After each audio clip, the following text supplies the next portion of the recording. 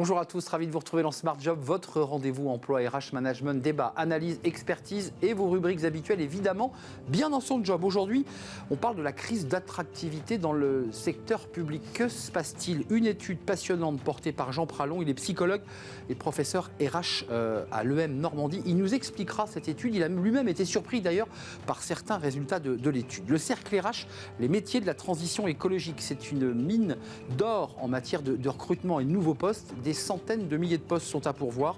On en parlera avec deux experts, le directeur président fondateur de Jobs That Make Sense et Clément Pécastin, directeur de la formation chez Circule. On fera le point sur ces métiers d'avenir. Et pour terminer notre émission, fenêtre sur l'emploi, la filière agricole, évidemment, c'est le salon de l'agriculture. Au défi du renouvellement générationnel, beaucoup de départs en retraite et peu d'exploitations sont reprises. On en parlera avec Dominique Boucherel, il est président de l'ANEFA. Voilà le programme. Tout de suite, c'est bien dans son job.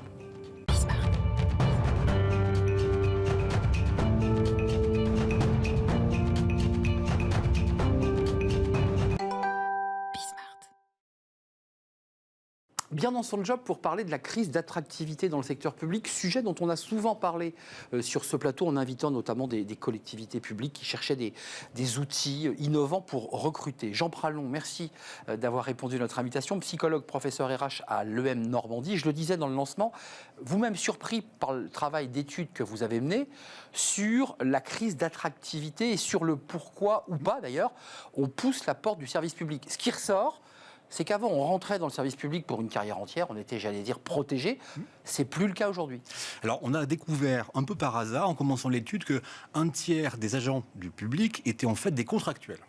Donc, on a l'image du fonctionnaire avec un deal qui est emploi à vie pour simplifier, salaire un peu modeste, mais des conditions de travail qui sont relativement homogènes. Donc, il y avait un deal un peu historique qui est le fonctionnaire, pas très bien payé, mais avec en échange une forme de sécurité de l'emploi. Là, vous dites dans l'étude, c'est des contractuels. En fait, ils sont considérés comme des emplois privés dans le public. C'est exactement ça. C'est-à-dire que sans qu'on s'en rende compte, telle collectivité, telle agence a ouvert la porte à des contrats de droit privé, donc s'est mise, sans s'en rendre compte, à concurrencer le privé sur des terres qui ne sont pas les siennes.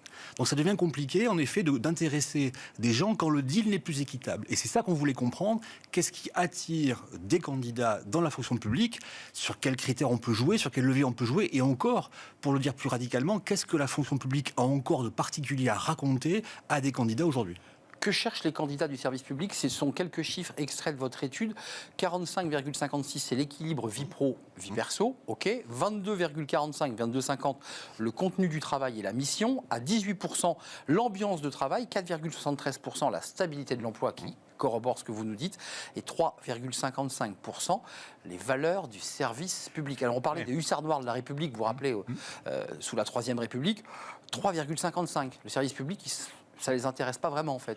Alors je crois qu'à force de dire, sur ce point-là, à force de dire que le service public a un peu vieilli, qu'il est un peu mort, qu'il s'est un peu délité, ça finit par alimenter cette idée-là auprès des candidats. Donc ça veut dire qu'un candidat va se dire que le service public ayant un peu disparu, c'est pas ça qu'on va aller chercher dans la fonction publique. Alors si je vais un peu plus loin dans l'étude, vous nous dites qu'ils sont frontalement en concurrence avec le privé, qui a de meilleures offres à faire que dans le public. Ça veut dire en creux que le public doit repenser son offre. Alors là, il y a un vrai sujet, c'est d'introduire dans la fonction publique une RH un peu innovante, voilà, un peu innovante et un peu ambitieuse. Vous êtes très, très poli en disant ça. J'essaie de rester innovante. Un peu innovante. C'est pas facile de faire de la RH dans la fonction publique parce qu'il y a des systèmes de règles, il y a des statuts différents, il y a les fonctionnaires, il y a les agents publics, il y a plein d'agents publics différents, très puis il y a des systèmes un peu complexes. Donc c'est pas facile de faire de l'innovation RH quand on est dans un environnement aussi cadré. Donc il y a un sujet effectivement de réintroduire un peu d'innovation et un peu d'ambition dans ce secteur qui a aussi ses codes. Un mot quand même sur l'étude qui montre l'endogamie du recrutement public. Ça, je trouve ça assez intéressant. Un peu comme dans l'armée ou dans certaines grandes entreprises, on est chez Renault de père en fils. Là, c'est pareil, à 58,57%, c'est des candidats intéressés qui étaient déjà contractuels dans la fonction publique. C'est-à-dire qu'ils avaient goûté déjà, ils connaissaient. Alors, ça veut dire que ceux qui sont intéressés par le public, ils sont déjà. Ce qui veut dire que ceux qui n'y sont pas ou qui n'y ont pas goûté n'ont pas l'idée que ça pourrait être fait pour eux. Ce qui déjà est un problème. Ça veut dire que si on interroge un peu n'importe lequel des individus dans la rue, si on lui dit où est-ce que vous aimeriez travailler, le public n'est pas une option. Voilà. Ou plutôt, le public apparaît sous la forme d'une offre en particulier pour un poste et une collectivité, et pas comme une raison d'être dans son ensemble. Le salaire, les enjeux financiers, on sait qu'aujourd'hui c'est un élément important. Il y a le cadre de vie, le bien-être au travail, mais le salaire compte. Il compte là dans le désappointement ou le recul que peuvent avoir les salariés sur le... C'est le même sujet que celui que vous évoquiez sur la question du service public. À force de dire qu'on est mal payé là-bas, à force de dire que le service public n'est plus un sujet en soi, et à force de dire qu'on n'aurait pas de carrière intéressante, c'est pas ça que les gens vont aller y chercher. Ce qui est sûrement un peu faux, parce que le service public, il est quand même très hétérogène. Entre une collectivité territoriale qui a de l'argent, une fonction publique nationale qui, elle, en a un peu moins, et l'hôpital qui va très mal, il y a des situations évidemment très différentes. Juste un mot sur le management, c'est un sujet souvent, dont on parle ici dans Smart Job. Quand on entend des fonctionnaires ou des contractuels, ils vous disent il y a un management un peu à l'ancienne. Est-ce que ça ressort aussi? Est-ce que ça peut expliquer aussi le recul qu'ont certains salariés qui veulent plus d'horizontalité et moins de verticalité? Alors, il y a deux sujets là-dessus. Il y a effectivement des règles assez générales qu'il faut appliquer un peu partout. Donc il y a cette idée d'un service public uniforme, un peu comme si tous les profs de maths de collège faisaient le même cours à la même heure. C'est un peu le fantasme du ministre. Totalement impossible. Ouais. Ça, c'est le sujet un peu de l'homogénéité qu'on imagine du service public. Et après, il y a aussi des gens talentueux dans différentes collectivités locales, dans différents services. Donc il y a des gens qui sont bons et qui vont savoir faire là où ils se trouvent. Mais c'est évidemment très hétérogène. On appelait l'étude le patchwork public pour montrer justement cette hétérogénéité. Mais votre étude peut aussi donner envie aux différentes fonctions publiques, territoriales et autres, de peut-être mieux se montrer, mieux expliquer les métiers, parce qu'on ne le sait pas finalement, pour conclure. Oui, je pense que les collectivités savent très mal faire parler d'elles-mêmes. Quand on parle du service public, c'est quand même pour parler souvent de l'hôpital et des lieux où ça ne va pas très bien. Ça ne va pas, ouais. Donc c'est compliqué de donner l'image positive. Et pourtant, il y a des motivations, des motivateurs, disons, intéressants pour attirer des candidats. Et il y a des services publics qui ont des choses à dire. Et une palette de métiers très large. Il ne suffit pas uniquement derrière un guichet de recevoir du public. Il y a des dizaines de métiers possibles, notamment sur les métiers de l'écologie, de la transformation. Merci en tout cas Jean Pralon d'être venu nous rendre visite. Le patchwork public, l'attractivité de l'emploi public face à la fragmentation du rapport au travail. C'est le rapport que vous êtes venu nous présenter. Il a été porté par l'EM Lyon. Vous êtes professeur RH à l'EM Lyon. Merci EM Normandie, évidemment. Merci de nous avoir rendu visite. On tourne une page, on s'intéresse justement au métier de la transition écologique. C'est une pépinière d'emplois possible. C'est aujourd'hui, c'est en ce moment. Comment faire pour créer de l'attractivité et déployer ces emplois? On en parle avec des experts. C'est le cercle RH, c'est le débat de Smart Job.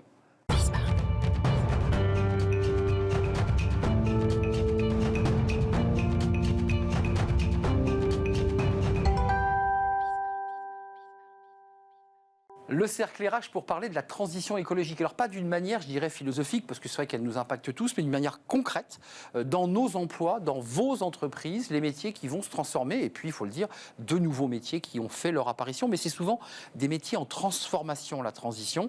Ça représente 430 000 emplois qui seraient créés en 2030 dans les métiers, écoutez, juste au niveau de l'économie circulaire. Je ne parle pas de l'ensemble de la transition. Et j'ai deux experts, deux acteurs de ce sujet, spécialistes. Et ils sont mes invités aujourd'hui dans le cercle RH. Fabien Sécher, ravi de vous accueillir. Vous êtes porte-parole de Jobs That Make Sense. Exactement. Pas si facile à dire. Non, c'est un exercice. J'ai travaillé Bravo. Et je vous remercie. Parce que je suis souvent un petit peu taquiné sur les réseaux sociaux pour mon anglais. C'est un job board qui publie en moyenne 3000 annonces offres d'emploi par mois et 150 organismes de formation aussi qui présentent des formations à la transition écologique. Très intéressant. Merci d'avoir répondu à notre invitation. Clément Pécastin, ravi. Vous êtes directeur de la formation de Circule R et vous faites, vous aussi, de l'accompagnement, de la formation auprès des entreprises. Et on l'a compris, circulaire, c'est l'économie circulaire. C'est le chiffre que j'évoquais. Concrètement, quelle place prend ce sujet sur l'emploi? Parce que vous avez une visibilité à travers ce job board. La transition écologique, elle représente quoi aujourd'hui? Alors ça, c'est pas moi qui le dis, c'est le secrétariat général à la planification écologique qui dit que 8 millions d'emplois sont ou seront concernés par la transition écologique. Donc c'est énorme, hein. C'est quasi un emploi sur 3. Quand on essaie de segmenter, c'est quoi? C'est des emplois autour des déchets, de la valorisation, de l'informatique? Tous les secteurs, en fait, sont impactés. On différencie souvent les métiers verts et les métiers verdissants. Souvent, quand on pense transition écologique, on pense métiers verts, c'est-à-dire l'ingénierie l'ingénieur en énergie renouvelable, la personne qui va faire de l'éco-conception. Ça, c'est à peu près 150 000 emplois aujourd'hui. Et la majorité des emplois, c'est des métiers verdissants. Je vais prendre mon exemple à moi. Moi, je fais du marketing dans une association. Marketing, c'est pas du tout un métier vert, mais je le fais au service de la transition écologique, puisque je travaille dans une association qui œuvre pour ça. Et ça, c'est tous les métiers en fait vont se transformer pour intégrer une part verdissante. On reviendra sur ce tableau des salaires, parce qu'il y a un débat aussi sur les enjeux financiers. Il faut créer aussi un secteur attractif. Tout à fait, on en saura plus.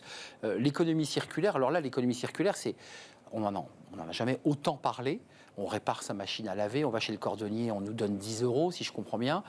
Les métiers dans l'économie circulaire, c'est quoi les métiers qui sont là ou qui vont arriver ?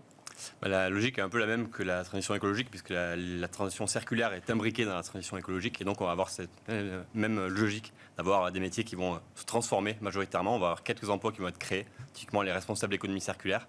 C'est Burdeo qui a classé récemment le responsable d'économie circulaire comme job à impact qui va le plus recruter en 2025. C'était déjà le cas en 2023. Donc on voit que ces nouveaux métiers vont apparaître. Mais la majorité des emplois, ça va être des emplois qui vont se transformer, qui vont se verdir, qui sont des emplois de concepteurs, de marketeurs, d'acheteurs, qui vont devoir intégrer des critères d'économie circulaire dans leur métier qu'ils font déjà aujourd'hui. Un mot chacun sur les entreprises. Alors vous êtes un job board, on l'a compris, parce que votre mission, c'est pas rien, c'est orienter 1 million de citoyens vers des métiers à impact. Tout à fait, ouais, d'ici 3 ans. Donc il faut faire beaucoup de pain sur la planche. Mais comme je le disais, il y a 8 millions d'emplois qui vont être concernés. Donc ça veut dire qu'il faut à la fois convaincre les entreprises qui, à mon avis, sont bien convaincues de la transfo, mais il faut surtout convaincre ceux qui cherchent un emploi. Ouais. C'est surtout eux qu'il faut convaincre. Ça, c'est assez facile en fait, parce qu'il y a 92% des salariés, encore des chiffres, qui se posent des questions de sens au travail. Et nous, ce dont on est persuadé, c'est que pour répondre à cette question de sens, aller vers des métiers utiles à la planète, c'est une des façons d'y répondre. C'est pas la seule, mais c'est une des bonnes façons d'y répondre. Et du coup, nous, c'est vraiment le chemin qu'on fait, c'est d'aller chercher ces personnes qui sont un peu, on utilise souvent l'expression paumées dans leur job, et leur dire, retrouver un petit peu de sens, de dignité avec un emploi à impact positif. Donc c'est aussi des rebonds de reconversion, ça peut être des étudiants, énormément de reconversion, mais beaucoup de reconversions. On est à peu près moitié-moitié sur la plateforme Job That Makes Sense. Il y a la moitié d'étudiants qui sortent de leurs études, qui se disent, moi je suis né avec la crise écologique, je ne vais pas m'orienter vers un job. C'est 70%, je crois, des étudiants en sortie d'école qui refusent d'aller travailler vers des entreprises polluantes. Ça, c'est une étude de Pour un réveil écologique, le collectif étudiant. Et puis, on a énormément de personnes en deuxième partie de carrière, à partir de 35, donc deuxième tiers, on va dire, de carrière, parce que ça va. Ils ont fait 10 ans, prolonger. Voilà. Qu'on fait 10 ans, là, il y a une petite crise et on se dit, tiens, on va peut-être se reposer des questions. Je pense que le Covid aussi a accéléré. On a vu énormément d'accélération post-Covid. Et du coup, nous, encore une fois, on est là pour les aider à s'orienter vers des métiers qui recrutent. Et il y en a énormément dans l'économie circulaire comme dans plein d'autres secteurs. L'économie circulaire, c'est les déchets classiques. Je pense à Veolia, mais je pense aussi à Nespresso, parce que c'est des gens que vous accompagnez, c'est des entreprises que vous accompagnez, qui essaient de réfléchir à la manière dont ils vont recycler leurs capsules, qui est un vrai sujet d'écologie. Comment vous faites ? Comment vous leur expliquez ? Comment vous réussissez à les convaincre ? Sont-ils déjà convaincus ou c'est vous qui avez réussi à les convaincre ? Alors, il y a deux familles d'acteurs. Il y a des acteurs qui sont effectivement déjà convaincus, qui savent qu'ils auront besoin de passer à l'action sur l'économie circulaire. C'est le cas notamment des secteurs comme l'industrie électrique, électronique, où ils vont avoir des grosses pénuries de matières premières qui vont arriver, sur les matériaux critiques par exemple, sur le cuivre, sur le cobalt, le nickel, où on va avoir des risques de rupture d'appro. Les fameuses terres rares d'Ukraine. Exactement, par exemple, qui font actualité. Et donc là, ces entreprises-là sont bien conscientes qu'elles ne vont pas pouvoir survivre dans un modèle linéaire. Donc elles ont besoin de se transformer et besoin d'aller vers de l'économie circulaire. C'est là où on peut les accompagner en mettant en place des boucles d'économie circulaire. Le recyclage en est une. Mais il y a aussi des boucles qu'on appelle plus courtes, plus vertueuses d'économie circulaire, comme le réemploi, la réparation, etc. etc. Et c'est là qu'il y a des gisements d'emplois qui sont assez importants. Les écoles sont prêtes pour former, parce qu'en fait, les entreprises vont, elles aussi, avoir besoin de se tourner vers des gens compétents, formés. Je vous vois, on est prêt ou on n'est pas prêt ? Parce qu'il faut bien que les gens soient formés. Il y a pas mal d'organismes quand même de formation qui se créent. Il y a des écoles aussi qui intègrent. Si on prend par exemple toutes les écoles de commerce, maintenant on commence à intégrer des questions de durabilité. Alors c'est certainement pas assez rapide. Je pensais aux écoles d'ingénieurs, parce qu'on cherche aussi des ingénieurs. Pareil, je pense qu'aujourd'hui, le réflexe qu'il y a eu au départ, et tu m'arrêtes si je me trompe, mais nous ce qu'on voit, c'est les écoles d'ingénieurs d'abord et de commerce qui ont créé des majeurs spécialisés. C'est vrai. Et de plus en plus, et c'est lié à ce qu'on disait tout à l'heure, en fait, tous les métiers vont se transformer, de plus en plus on intègre dans les majeurs classiques des questions de durabilité. Et c'est ça vraiment la clé, c'est de dire tout le monde doit intégrer les enjeux de durabilité. Ce qui est important aussi de comprendre, c'est que ce n'est pas uniquement des compétences dures. Il faut des compétences dures, il faut comprendre comment fonctionne l'économie circulaire, ce que c'est que l'éco-conception. Mais c'est aussi des compétences, ce qu'on appelle des soft skills en anglais, des compétences comportementales, parce qu'en fait, il faut apprendre à naviguer. Alors là, on va partir un peu dans de la philosophie, mais à naviguer en environnement incertain. Incertain. Parce que c'est ça, en fait, la transition écologique. Enfin, les crises écologiques qu'on voit actuellement, c'est comment on est capable de shifter rapidement. On voit qu'il y a un côté militant, engagé. On entend dans ce que vous nous dites, et j'imagine que vous êtes sur cette même ligne, mais il y a un marché pour ça, parce qu'on voit aujourd'hui même des entreprises comme Veolia qui parfois ont des difficultés, elles recyclent des matériaux de construction, mais elles ne peuvent pas les écouler. Enfin, je veux dire, ça crée du stock, ça crée des coûts. Il y a un marché pour ça aujourd'hui, en termes de business pur. C'est un peu la promesse de l'économie circulaire finalement, c'est de réconcilier la transition écologique et la profitabilité pour les entreprises. Et oui, donc, il y a un marché. Allez au bout. Non, mais clairement, je pense qu'il y a un marché et ce qu'on appelle les business models de l'économie circulaire qui vont être portés par les écoles de commerce, par exemple. C'est là aussi où, comme disait Fabien, il faut qu'on arrive à transmettre les bonnes connaissances sur l'état des limites planétaires et les modèles alternatifs à l'économie linéaire qu'on connaît aujourd'hui, pour que justement ces étudiants qui vont arriver demain sur le marché du travail puissent porter ces nouveaux modèles d'affaires dans les entreprises. Vous vouliez compléter? Oui, je disais, il y a un marché dans l'économie circulaire et sur d'autres secteurs. On parle souvent, par exemple, de la rénovation énergétique des bâtiments, c'est très concret. Oui, c'était plutôt un échec, ça. Il y a quand même 300 000 offres qui seront à pourvoir dans les prochaines années. C'est vrai qu'il y a une pénurie de main-d'œuvre. Il y a une pénurie de main-d'œuvre. Sur les énergies renouvelables, pareil. Les techniciens de maintenance dans les transports, dans les entreprises, les usines, les gigafactories, par exemple, c'est une vraie pénurie également. Il y a vraiment de l'emploi. Juste pour être concrète des deux côtés, les nouveaux métiers ou les métiers en transfo chez vous dans le job board, qu'est-ce qu'on peut trouver comme métier pour être concret? Parce qu'il y a même des noms qui sont un peu barbares, qui sont un peu surprenants. Je vais vous surprendre, mais c'est pas des métiers, c'est pas des nouveaux métiers. Nous, ce qu'on voit principalement, en fait, c'est des métiers classiques, c'est du marketing, des commerciaux. Dans un secteur qui est de la transition. Et c'est ça qui est intéressant aussi, c'est qu'on parle parfois, on dit, il faut se reconvertir. Je reprends mon exemple, je n'ai pas fait de reconversion en fait, j'ai juste changé de secteur d'activité. Bien sûr. Tout en apportant vos compétences en marketing. Et c'est ce dont ont besoin les assos, les petites structures qui se créent dans l'économie circulaire ou d'autres secteurs liés à la transition écologique. Pas de mots barbares chez vous? Parce que j'ai vu qu'il y avait quand même du diagnostiqueur PMCB par exemple. Bon, ça sort d'où ça? Ça, c'est le BTP qui crée ces emplois, et notamment l'apparition de la filière REP pour le BTP. Donc on ne détruit pas l'immeuble? Exactement, on va essayer de démonter l'immeuble. Et on garde la structure. Exactement, on va surtout récupérer les éléments qui constituent l'immeuble. Et donc on peut avoir des poutres, des parois, des éléments électroniques aussi, de domotique par exemple, qu'on va récupérer dans les bâtiments. Et donc le diagnostiqueur PMCB, il va être chargé d'analyser les éléments qui vont sortir du bâtiment et qui vont pouvoir être replacés dans de nouveaux bâtiments. La fameuse étude de 430 000 emplois dont vous parliez, là, qui est issue du secrétaire général à la planification, 430 000 emplois, c'est jusqu'à 2030 ou on aura créé ou transformé 430 000 emplois à 2030, c'est bien ça hein? Oui, c'est ça, exactement. Dans tous les secteurs? Dans tous les secteurs liés à l'économie circulaire. Donc c'est des métiers qui seront liés à l'économie circulaire et dans ces 430 000, il y aura 330 000 emplois qui seront liés uniquement à l'allongement de la durée de vie des produits. Sachant que ce que dit le SGPE... C'est un gros sujet d'agacement des consommateurs. Exactement. C'est vrai. Ouais. L'obsolescence programmée qui existe toujours. Bien sûr. Non, mais malgré les annonces, malgré la loi, ça existe toujours. Bien sûr, ça existe encore malheureusement, et d'ailleurs c'est un peu la raison d'être de l'économie circulaire, c'est d'allonger cette durée de vie des produits. Une fois qu'ils seront éco-conçus, ces produits, il faut qu'on ait des services qui permettent d'allonger la durée de vie des produits. C'est là où on va avoir pas mal de gisements d'emplois, notamment sur la réparation, dans le secteur des équipements électriques. Bien sûr, qui commence déjà par des petits ateliers comme ça de quartier, notamment dans Paris. Mais quand je vous entends, j'ai l'impression qu'on est au début de quelque chose. On n'est pas au milieu du guet encore, on démarre quelque chose. Vous avez ce sentiment-là d'être des pionniers en quelque sorte? C'est un peu, pour moi, on peut faire le parallèle. Alors, il faut toujours faire attention sur les parallèles, mais avec la révolution digitale. Et se dire qu'en fait, c'était la rapporteuse du rapport Pisani-Ferry sur la transition écologique qui disait c'est une révolution industrielle en 2 fois plus rapide. Parce qu'aussi, il y a une urgence écologique. Et du coup, ça veut dire que tous les emplois vont être impactés et on sent que là, il y a un frémissement actuellement. Et donc, il y a une question de compétences aussi à développer très rapidement. Mais vous qui portez ces messages, qui dites aux étudiants, qui dites aux salariés, venez sur le site, notre site, Job That Makes Sense, je l'ai dit pour la 2e fois convenablement, venez, il y a des métiers intéressants qui donnent du sens. vous avez face à vous des grandes entreprises qui eux, veulent vendre des produits. Ça les oblige à transformer leur modèle. Enfin, c'est un casse-tête pour une entreprise. Elle veut vendre. Tant mieux. Mais certaines entreprises disent, attendez, comment on bascule? C'est un vrai sujet parce qu'aujourd'hui, le monde est à moins de 10% circulaire. Il y a une étude qui sort tous les ans de Circle Economic, un think tank néerlandais, qui dit que le monde est à 9% circulaire. Donc on sait qu'il y a un grand chantier encore devant nous. Et donc ces modèles d'affaires vont devoir se transformer. Les entreprises devront soit y aller de leur bon gré et être proactives sur ces sujets, soit elles vont subir ces transformations. Et ce dont je parlais au début sur la réflexion des matières premières, elles vont devoir se transformer. Mais le ministre de l'économie, là, récemment, ça a été très critiqué, a évoqué, vous savez, que les entreprises n'étaient pas là pour faire de la rentabilité, que ce n'était pas forcément sa mission première, alors qu'on sait tous que quand on crée une entreprise, c'est d'abord créer de la valeur.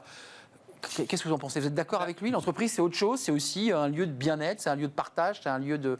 Je sais pas. L'entreprise, elle va devoir respecter les contraintes planétaires, les limites planétaires, sinon elle ne peut pas survivre. Et en fait, je pense que toutes les parties prenantes commencent à réaliser ça. Et du coup, la pression est de plus en plus forte sur les entreprises. Donc, qui vient expliquer la phrase du ministre de l'économie Lombard. On est d'accord. Ça vous a choqué? Non, en fait, c'est vrai que les travaux du GIEC ont montré que si on n'anticipe pas la transition écologique, on va la subir et le coût de l'inaction sera bien supérieur à celui qu'on aurait si on agitait en prévention. Ça fait plus de 15 ans que le GIEC nous le dit, ça. Exactement. Là, par contre, on n'est pas au milieu du gué. J'ai l'impression qu'on est très avancé. Là, on a des preuves quand même maintenant que les crises climatiques ont des impacts directs sur les entreprises. D'ailleurs, Clément, vous avez formé, vous et vos équipes, vous êtes 37 dans votre boîte, 500 dirigeants. C'est quoi? C'est de la pédagogie? On fait le débat qu'on a là d'une manière sans caméra, évidemment, mais vous les prenez par la main pour leur expliquer tous ces sujets? Oui, on fait deux choses. On leur montre un peu l'état des lieux des limites planétaires. C'est ce qu'on commence à discuter là. On leur montre à la fois l'état des lieux des limites planétaires pour leur culture personnelle et à la fois on leur montre l'impact que ça pourra avoir sur leur activité.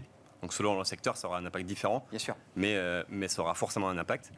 C'est la première chose qu'on fait. Et après, on les aide à réfléchir aux solutions alternatives qu'ils pourraient mettre en œuvre par rapport à leur modèle d'affaires actuel et comment est-ce qu'ils peuvent utiliser l'économie circulaire pour se prémunir, être plus résilients face à ces crises. Et créer de la valeur. Vous incitez, vous êtes à combien? 1 million de Français, de citoyens, de salariés que vous voulez flécher sur les métiers impact? Vous en êtes tout là dans le... Nous, chaque mois, on a 250 000 personnes qui viennent sur la plateforme. On a, comme je le disais tout à l'heure, 3 000 offres d'emploi, 10 000 structures en fait, de formation. Alors, il y a 150 structures de formation, il y a 10 000 entreprises et associations qui recrutent sur la plateforme. Et donc, on est à peu près à 100 000 aujourd'hui personnes qui ont changé de job grâce à nous, grâce surtout aux entreprises qui recrutent, chez nous. Et donc, voilà, on est au début. On a 10%. 100 000, donc ça veut dire, si vous augmentez, sans faire de mathématiques, je pense qu'il y a des matheux autour de la table, ça fait quoi? Dans 3 ans, vous touchez le million? Dans 3 ans. L'objectif, c'est dans 3 ans. Hein. Exactement, ouais. Merci, messieurs, d'être venus nous rendre visite. Vous vouliez rajouter quelque chose? Circulaire, il y a un site. Et si vous voulez aller sur le site Jobs That Make Sense, c'est jobs.makesense.org.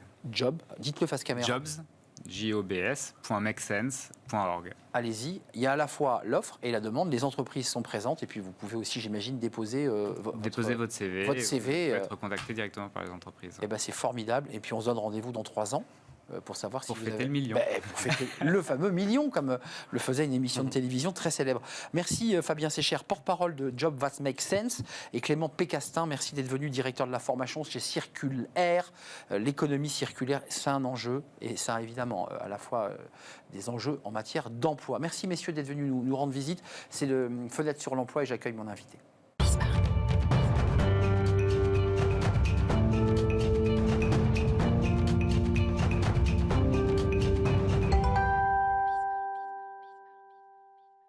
Et on termine avec Fenêtre sur l'emploi pour parler du Salon international de l'agriculture, le SIA, qui a ouvert ses portes. Et on accueille Dominique Boucherel, qui vient régulièrement sur notre plateau, d'ailleurs, j'ai envie de dire, traditionnellement, à chaque salon de l'agriculture. Alors, vous êtes président de l'ANEFA, qui est l'Association nationale pour l'emploi et la formation en agriculture, avec, allez sur le site, un site très moderne d'ailleurs, avec des vidéos de jeunes qui racontent leur expérience, tous les diplômes, l'accompagnement et la formation. Un petit mot sur ce salon... Houppette, qui est montrée par toutes les chaînes de télévision mainstream, est-ce qu'elle ne cache pas un peu la réalité un peu douloureuse du monde agricole, au-delà du fait que tout soit très bien passé cette année? Oui, disons qu'il y a moins de revendications de la part des agriculteurs, parce que je rappellerai que l'ANEFA, c'est une association paritaire, donc avec des représentants employeurs et des représentants salariés. Actuellement, c'est moi qui assume la présidence de l'association, mais en tant que représentant du collège salarié. Donc oui, je pense qu'il y a eu une accalmie de la part des agriculteurs par rapport aux différentes revendications qu'ils pouvaient avoir l'an passé. Je dirais qu'il y a toujours un certain mal-être et une assez mauvaise rétribution des produits tels qu'ils devraient l'être, parce qu'il ne faut pas se voiler la face, mis à part ceux qui peuvent travailler et qui font du commerce en vente directe, des AMAP ou autres.